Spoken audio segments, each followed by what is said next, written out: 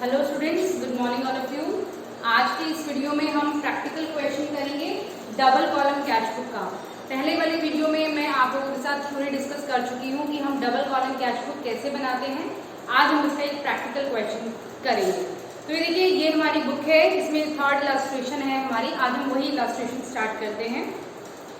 हमने प्रिपेयर करनी है cash book with cash and bank columns. Double column cash book में दो कॉलम्स होते हैं हमारे, कैश और bank. This is the debit side, और ऐसे ही क्रेडिट साइड में भी कैश और बैंक दोनों ही कॉलम्स हमारे क्रेडिट साइड में होंगे।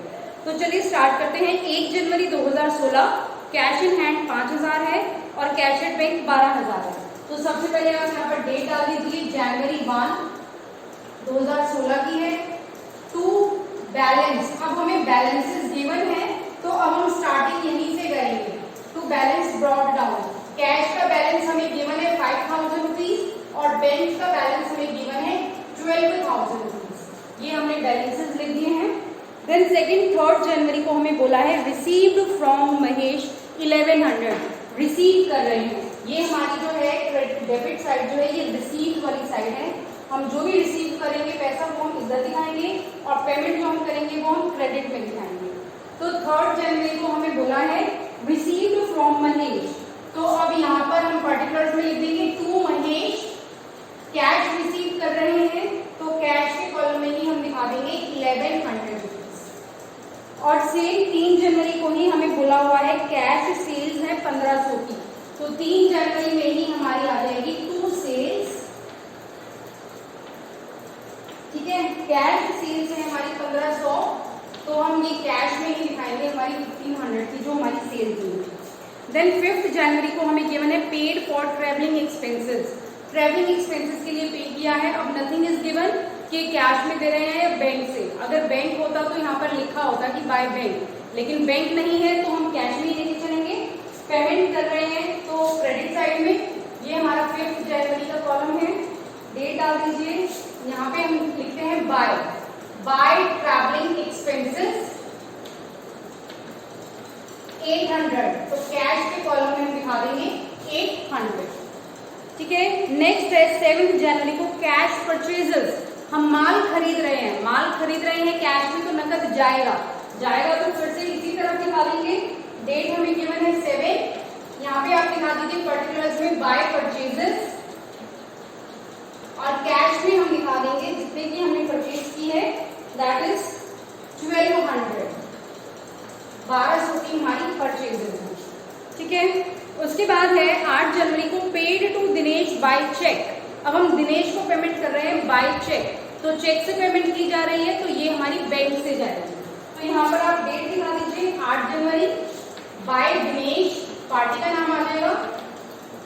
और अब जो हम पेमेंट कर रहे हैं वो चेक से कर रहे हैं, तो बैंक के कॉलम में हम दिखा देंगे 2400 रुपीज। ठीक है, नेक्स्ट 10 जनवरी को है फिर से goods sold for cash.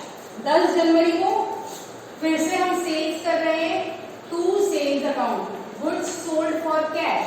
Cash में बेचे हैं 900 के, तो यहाँ पर आ गया हमारा कैश के कॉलम में। देन 11 जनवरी को है rent paid in cash, payment कर रहे हैं बाय रेंट। ठीक है, जो भी हमारा खर्चा है वो लिख देंगे बाय रेंट अकाउंट। कैश में पेमेंट कर रहे हैं तो कैश के कॉलम में आ जाएगा 400। उसके बाद नेक्स्ट देखिए withdrew from bank for office use 1000। अब हम बैंक से विड्रू कर रहे हैं ऑफिस के लिए, तो ये हमारी कॉन्ट्रा एंट्री है। ठीक है, मैंने आप लोगों को डिस्कस किया है कि कॉन्ट्रा एंट्रीज क्या होती है।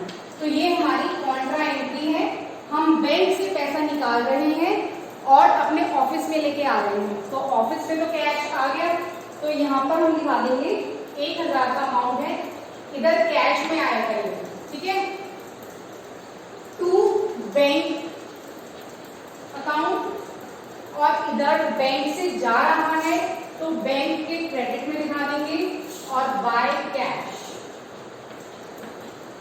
ठीक है, ये हमारी 11 जनवरी। देखो इसकी एंट्री है कैश अकाउंट डेबिट के ऑफिस में कैश आ गया है टू बैंक, देने वाला कौन है बैंक। तो इसकी हमने एक तरह से पोस्टिंग करी है कैश अकाउंट की डेबिट में टू बैंक, कैश अकाउंट की डेबिट में टू बैंक और बैंक के क्रेडिट में क्या चला जाएगा, कैश। बैंक अकाउंट के क्रेडिट में बाय कैश, ठीक है। तो ये हमारी कॉन्ट्रा एंट्री है। कॉन्ट्रा एंट्री के आगे हम सी लिख देते हैं।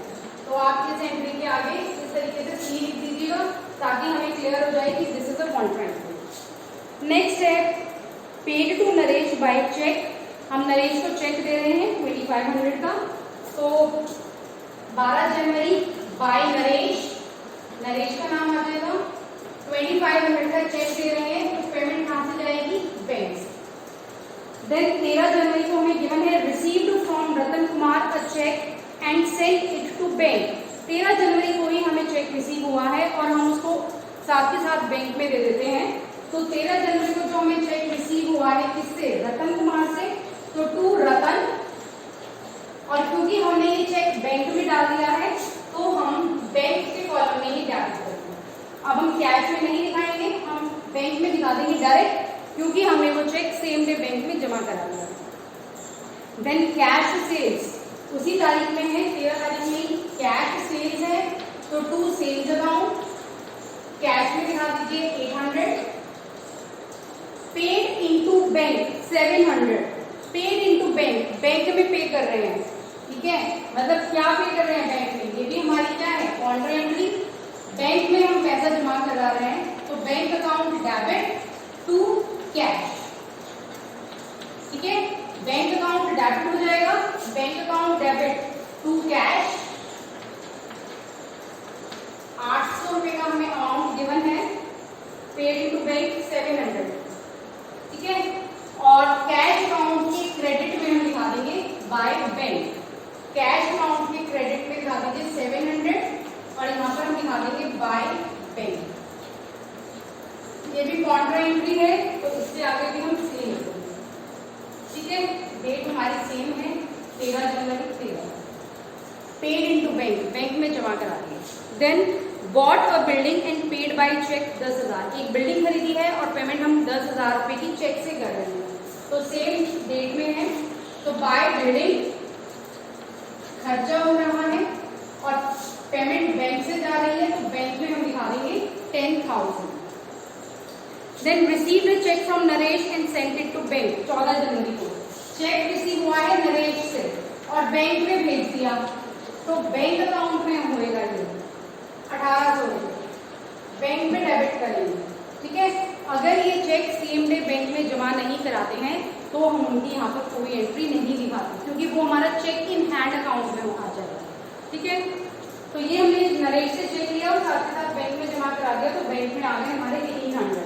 और 16 तारीख को ये कह रहे हैं कि बैंक नोटिफाई करते हैं कि वो जो चेक था नरेश वाला वो डिसऑनर हो गया, ठीक है। तो डिसऑनर के केस में मैंने आपको बताया था कि उसी एंट्री को हम रिवर्स कर देते हैं। तो यहाँ पर हमने टू नरेश करके किया था, यहाँ पे अब आप बाय नरेश कर दीजिए, एंट्री को रिवर्स कर दीजिए बाय नरेश और पेमेंट बैंक से ही चली जाएगी, ठीक है। बैंक से ही वो अमाउंट हमारा क्रेडिट हो जाएगा। देन 17 तारीख को फिर से हमें गिवन है withdrew from bank for office use. हम बैंक से पैसे निकाल रहे हैं ऑफिस यूज के लिए, तो ये हमारी फिर से क्या है, कॉन्ट्रा एंट्री है, ठीक है। बैंक से पैसे निकाल रहे हैं ऑफिस यूज के लिए, तो ऑफिस में कैश आ गया है तो ऑफिस में दिखा दीजिए टू बैंक अकाउंट 1000, ठीक है। ये डेट हमें 16 जनवरी गिवन है, तो ऑफिस में कैश आ गया है टू बैंक और बैंक के क्रेडिट में क्या चला जाएगा, by cash, by cash account bank के क्रेडिट में 1000, ठीक है। ये भी हमारी कॉन्ट्रा एंट्री है, तो इसके आगे भी हम सेव देंगे सो दैट कि ये हमें क्लियर हो जाए कि these are the contra entries. Then paid charity, charity pay कर रहे हैं 18 तारीख को बाय चैरिटी, कैश में ही लेंगे 800, क्योंकि हमें ये नहीं गिवन कि बैंक से पेमेंट है। देन लास्ट एंट्री फिर से हमारी कॉन्ट्रा एंट्री बनेगी पेड इनटू बैंक 3000। हम फिर से बैंक में पैसे 3000 रुपये हम बैंक में डाल रहे हैं, तो अब हमारी ये वाली एंट्री आ रही है, बैंक डेबिट हो रहा है क्योंकि बैंक में पैसे आ रहे हैं तो कैश। इसको अब आप कर दीजिए 31 जनवरी की डेट में टू कैश, ठीक है। बैंक अकाउंट के डेबिट में टू कैश, अमाउंट हमें गिवन है 3000 और कैश अकाउंट के क्रेडिट में by bank, by bank account, cash account की क्रेडिट में 3000। This is also Contra entry, इसके आगे भी हम सी डिनोट कर देंगे, ठीक है। So this is your double column cash book. इसके अलावा आपको जो भी ट्रांजेक्शन्स गिवन होंगी वो हमें इसी तरह से परफॉर्म करनी है। इंटरेस्ट रिसीव हो रहा है तो इस तरफ आ जाएगा, बैंक के कॉलम में इंटरेस्ट पे कर रहे हैं तो इस तरफ आ जाएगा, बैंक चार्जेस, बैंक का खर्चा है तो इस तरफ हम पेमेंट साइड में दिखा देंगे, ठीक है। ऐसे करने के बाद सिर्फ हमने फिर से क्या करना है, इनका सभी कॉलम्स का हम टोटल कर देंगे पहले। इसको सब टोटल बोलते हैं हम यहाँ पे, ठीक है। ये हमारा टोटल कैश का टोटल है 11,300, 19,100 और इधर हमारा कैश का टोटल है 6,600 और बैंक का टोटल है 18,700, ठीक है। ये हमने टोटल कर लिया है। अब आगे देखिए, डेबिट का टोटल 11,300 है, क्रेडिट का 6600 है, क्रेडिट साइड में कम है तो क्रेडिट में हम यहाँ पर बैलेंस दिखा देंगे। ऐसे ही बैंक का टोटल यहाँ पर 19,100 है और वहाँ पर 18,700 है, तो दोनों ही जो हमारे बैलेंसेस बचे हैं वो डेबिट बैलेंसेस हैं। यहाँ पर आप दिखा दीजिए बाय बैलेंस सीबी, जितना बैलेंस बचा हुआ है। अब 11,300 में से 6600 माइनस कर दीजिए, ये हमारा हो गया 4700, ठीक है। और 19,100 में से 18,700 माइनस कर दीजिए, ये हमारे बच गए 400। अब दोनों साइडों का जो हमारा टोटल है वो हमारा बराबर आ जाएगा 11,300, 19,100 और फिर से आप इसको 11,300 और 19,100 का टोटल लिखिए, ये हमारी जो कैश बुक पूरी होगी, ठीक है। So this is your double column cash book, जिसमें दो कॉलम्स हैं, कैश और बैंक के कॉलम्स। जो भी हमारी ट्रांजेक्शंस बैंक से रिलेटेड होंगी उनकी रिसीव करेंगे तो बैंक में कर रहे हैं, पेमेंट करेंगे तो भी बैंक से करेंगे, वो आपको क्वेश्चन में गिवन होगा, ठीक है, कि पैसा कहाँ पर आ रहा है, बैंक में आ रहा है या कैश में आ रहा है। कैश है तो कैश के कॉलम में और बैंक है तो बैंक के कॉलम में। ऐसे ही जो भी पेमेंट होंगी, अगर चेक लिखा हुआ है तो चेक की पेमेंट बैंक के थ्रू की जाएगी और नॉर्मल हम पेमेंट कर रहे हैं तो कैश में से पेमेंट करेंगे। ये हमारी दो कॉन्ट्रा एंट्रीज होती हैं, ठीक है। एक तो बैंक में पैसे जमा करा रहे हैं वो भी कॉन्ट्रा एंट्री है, दूसरा बैंक में से पैसा निकाल रहे हैं ऑफिस यूज के लिए, that is also your Contra entry.